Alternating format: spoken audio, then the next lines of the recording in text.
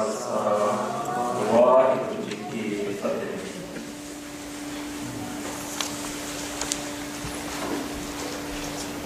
When was the last time you looked at your thoughts? When was the last time you observed what they were doing?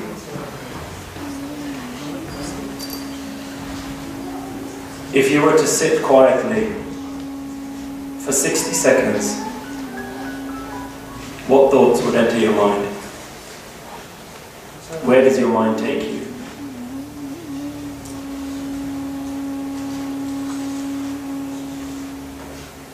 You will find that your mind is constantly thinking. There is a conversation happening all the time. Even while you are doing other tasks, if you are doing simple things, when you are driving, taking a bath, cleaning the dishes, all the time your mind is somewhere else. So why does the mind wander? This has become the default state for us. When we are not engaged in complex tasks, our mind begins to wander. When our mind has nothing to focus on, it goes elsewhere.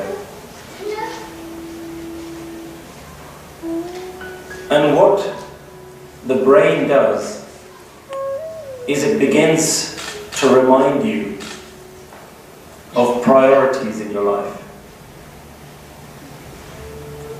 When you're washing the dishes, your mind will start thinking about other important things that you need to do during that day. I must call this person. I must remember to do this next. And what it does is it goes through what you have told your brain is important. It feeds that information back to you and it reminds you, don't forget to do this next. Don't forget to do that. People that you need to contact. Things that need to be done next. You might even relive an argument that you've had with someone else in the previous day. And all that your brain is doing is saying that you've got something unresolved. That's the next thing that you need to resolve. As well as unresolved tasks, unfulfilled desires come to the mind. I wonder what would happen if such and such happened, if I win the lottery. I wonder what would happen if this person rang me.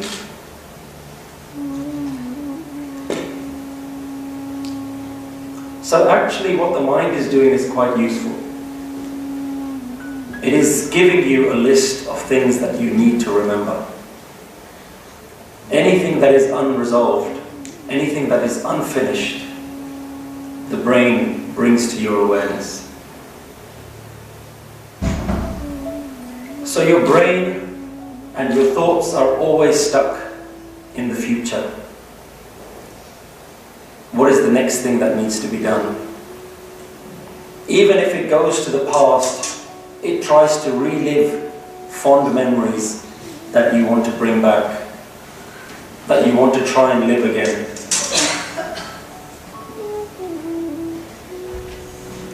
And when you have no more important tasks to think about, then your mind becomes easily distracted. If you're sitting in a busy place, someone will walk past you and they will catch your attention. Look what that person is wearing. Oh, I don't like that person. Oh, there's my friend. Your mind is easily distracted all the time. And the nature of these are always some degree of desire, some degree of wanting. And what happens when you see something that catches your eye? You're walking down the street, lost in thoughts, and maybe a red car, a red Ferrari or something drives past and it catches your attention. Your brain doesn't just see the red car, acknowledge it, and then go back to what it was thinking. From the red Ferrari that drives past, your brain will think of other associated thoughts. You see, every single thought that you have in your brain has created an association with that thought, with lots of other thoughts. So you see a red car that drives past, and the associated thought comes into your mind, oh, my cousin wanted to buy that car. Oh, when was the last time I saw my cousin? Oh, my cousin owes me some money. I don't have enough money in the bank. That's because my boss hasn't given me that pay raise. And my boss said this to me. And the last time I went to work, the train was delayed. So from the red car, within about 15-20 seconds, your mind will be somewhere completely different. It may be climbing Mount Everest, or it may be at your grandmother's house, or it may be thinking about a jam sandwich, all within about 15 seconds of seeing the red car. Because your brain looks at distractions, and every association that it has made with that particular distraction, it then takes you down that path. So what are the effects of the brain working in this way? If the brain is constantly focused on something that is unfulfilled, then that leaves you with a constant feeling of being unfulfilled. When you wake up in the morning, the first thing you do is you think about the next thing that needs to be done. Your brain goes through the thoughts of all the things that need to be done in that day. So your day wakes up already being unfulfilled. And every day is like this. And this sets an expectation of your life. Your entire life becomes a series of tasks that need to be completed. And the next set of thoughts are about the next set of unfulfilled tasks. So this creates a feeling of being unfulfilled all the time. There is always something unresolved in your life. There's always the next thing that needs to be done. If you ask yourself, what is your perfect life? The perfect life is where all the things that need to be done in my life are done on time. And everything that needs to happen happens smoothly, according to my plan. That's the perfect life. And when is it that things don't go according to plan? Things don't go according to plan when something unexpected happens according to your plan. You have a plan of how the day should be, and something happens which is unexpected. Things aren't going to plan. There is a delay in completing the tasks that you need to do for the day.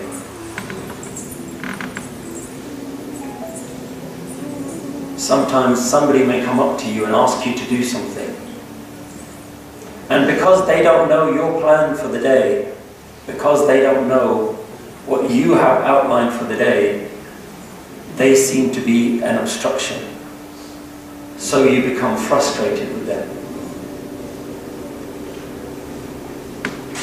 And all these things, they lead to frustration, anxiety, impatience,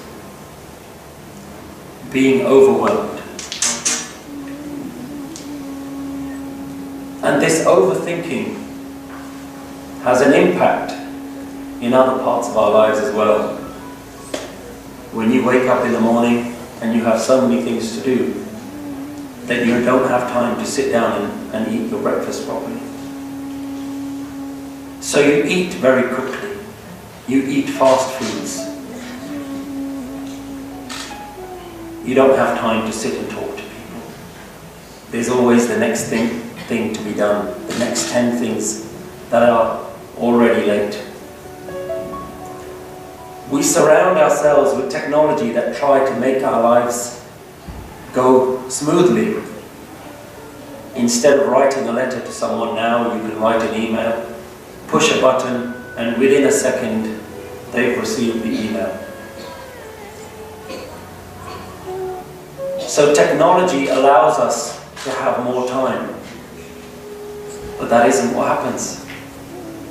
The more technology we have, the faster the cars, the faster the food, the faster the pace of life, there seems to be more and more things that need to be done.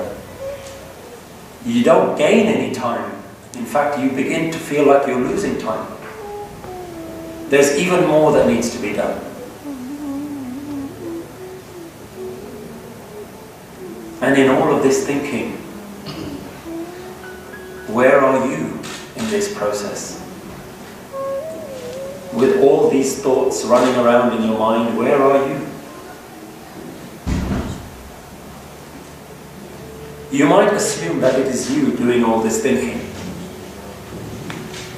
What we do is we build an association with the thoughts that are going on in our mind. You might even say, these are my thoughts. These are my priorities in my life. These are things that I need to do. And with our association with these thoughts, we build a sense of identity around them. If I ask you, what is the human body made of? You might tell me we are made of mind, body, and soul. So our mind is critical to the identity that we build. This is who I am. I am a body, and I am all the thoughts that are floating around in my mind. Ha, man. Me. This is what I am. But is it really you doing this thinking? Are you really thinking all of these thoughts in a controlled, organized, focused way? No. In reality, the thoughts are just jumping around. One thought leads to another thought, leads to another thought. And you are simply just following along. It's like the insect who's sitting on the elephant and boasting to all his other insect friends, look at me, I'm riding this elephant. Look how powerful I am. That's how we are. We think we are in control of these thoughts, but in reality our thoughts just take our awareness in any direction that the thoughts are going to take us. Occasionally in our day, we have moments of focus. When you're doing a mundane task, your mind wanders. When you have a complicated task ahead of you, then for those moments your mind is focused on that task. You have full awareness. Your attention is there on the task that needs to be done. And as soon as the task is over, as soon as the complicated task is over, your mind wanders again. So attention and focus is seen as the opposite of a wandering mind. So what do? We allow ourselves to be distracted by these complicated things so that our mind doesn't wander. We keep ourselves busy. Complex tasks allow your mind to remain focused. So you are simply following your tasks all day, and when the tasks are over, your mind is wandering around again, and you are just following it unconsciously. Guru Amar Das ji says, "Eh man chanchal, vas na aave." Chanchal is the word that the Gurus use. Jumping around all day, every day, unsettled, unreliable, just unpredictable.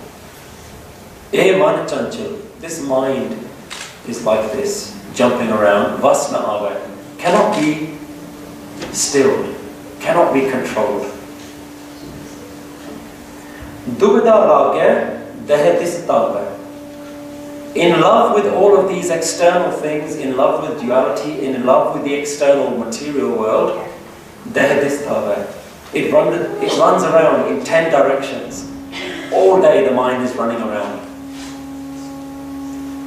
Bik ka kida, bik mein rata, bik hi mahe bacha baniya.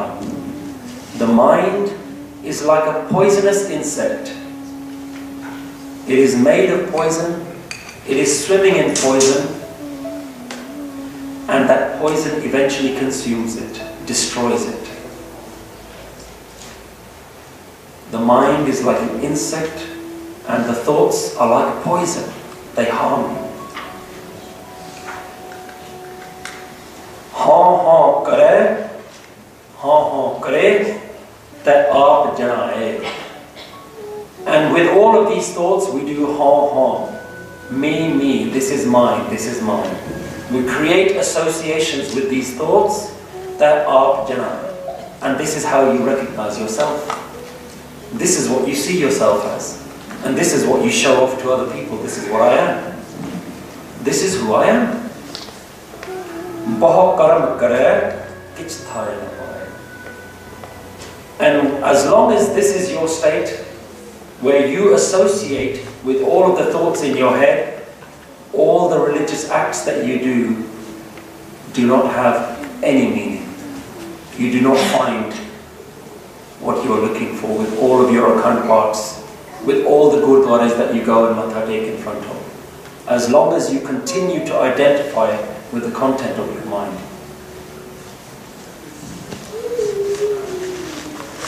So you may ask, well, this is who we are. Is there something wrong with it? Isn't this how we've been made? Firstly, we must remember that there is no value in judging. There is no value in saying thoughts are good or thoughts are bad. They are as they are. A thought is neither good nor bad. What do? When you say that something is bad, you create an enemy out of it. And you create an enemy that you need to fight. And the more you fight it, the more attention you're giving it. And in reality, the stronger it becomes. The more you think about how bad your thoughts are, the stronger they become. Because you're giving it more attention. So there really is no value in placing judgment on thoughts. Thoughts can be useful. They prioritize your life. But what do? We try and find ways to quieten the mind. We ask, how does the mind get silenced?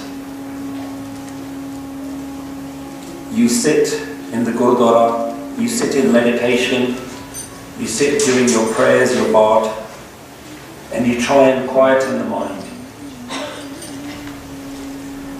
And when your mind isn't quietened, frustration arises.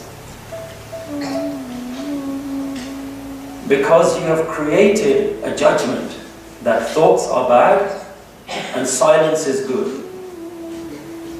And when silence doesn't happen, frustration arises in the mind.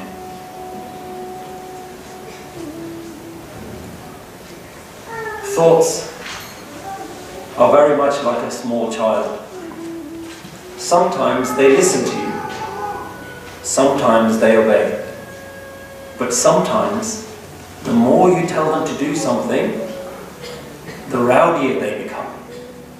The more you try and quieten your mind, the more difficult it becomes.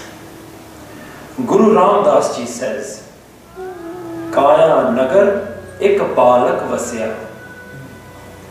Kin palat ther na rahai. Within the body, there is a child that doesn't sit still even for 1 second.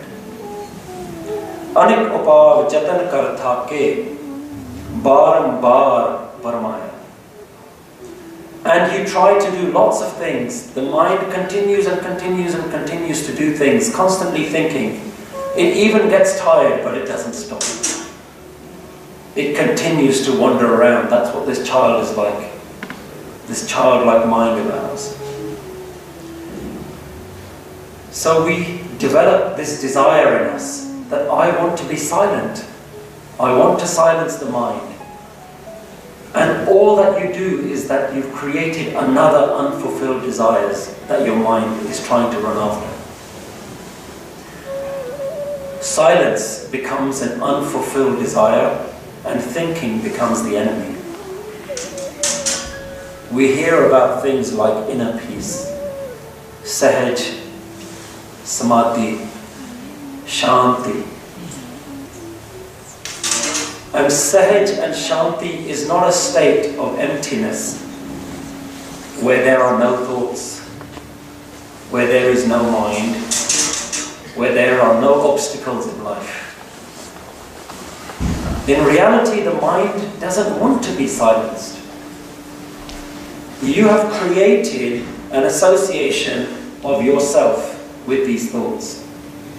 So your mind doesn't want to be silenced, and your self-association doesn't want to be destroyed. Oh man, me, this is who I am. It doesn't want to go away. So what can we do? The mind doesn't want to be silenced. But if we look at the nature of the mind, and the nature of these thoughts is constantly to try and remind you of unfulfilled tasks, then actually it gives you a glimpse into something deeper. If the mind has a desire to constantly remind you of the next thing, if the mind has a desire to constantly do something, then there is a desire that is deeper than that, which is the mind is always trying to strive for completion. The perfect world is where everything happens without your interruption. You want the world to just be perfect, and everything just goes according to your plan. So there is a deeper desire in you, deeper than your mind's desire to exist, is the desire within you for completion, for perfection. Deep down you know, this is where I need to go, to a state of completion, a state of perfection. Because you come from a state of perfection.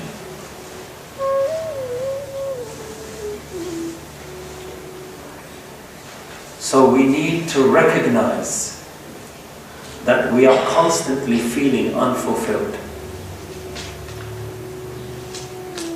You need to recognize the unresolved nature of the mind. You need to wake up every morning and look at the mind, and when the mind starts saying, I need to do this, I need to do this, I need to do this, you need to recognize and you need to enter a state of acceptance. You need to just simply accept that this is what the mind wants to do. The mind is never going to be satisfied. Even if all the tasks that I need to do for the day are done, the mind doesn't stop. It's distracted by something else. So how long will you continue trying to satisfy the mind? The mind cannot be satisfied. These tasks are never completed.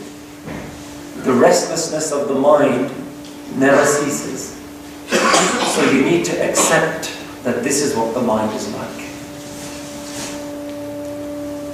When Guru Nanak Dev Ji says in Japji Sahib, Give Satyara hoiya, give Pura Darbal.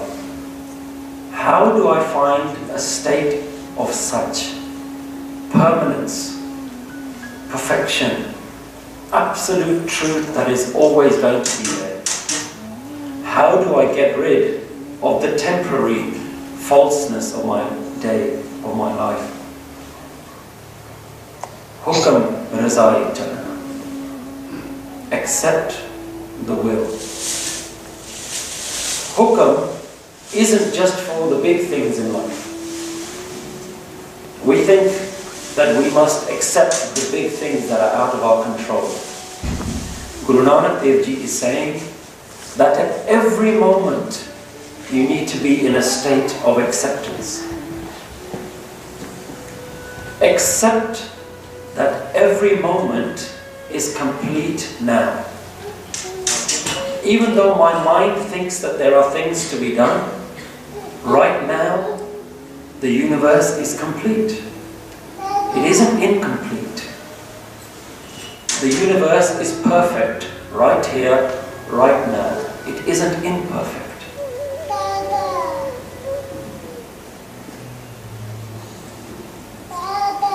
And remind yourself of this every moment. The universe is perfect. Right now, the universe is not imperfect. Hukme andar sabko, bahar hukam na ko. Nothing is outside the will of the universe right now. Everything that you think is incomplete right now is not incomplete. It is the state that the universe wants the universe to be in right now. All we must do is accept it. Life is complete. I need nothing right now. I am nothing right now. The universe is in perfection. The universe is complete with or without me. Everything that you think is important is merely a distraction. It's distracting you from the perfection of the universe right now. Your mind is constantly in the future. I need to do this, I must do that. Why wasn't this done? Even when it's in the past, it's trying to resolve something so that in the future it can be perfect. And in this state of constantly in the future and constantly in the past, you're missing something. You're missing something beautiful right now, right here. Life is passing you by. So let this state of remembrance become your daily practice. Let this become your awareness. Let this become your Naam Simran. 24 hours a day, the universe is perfect.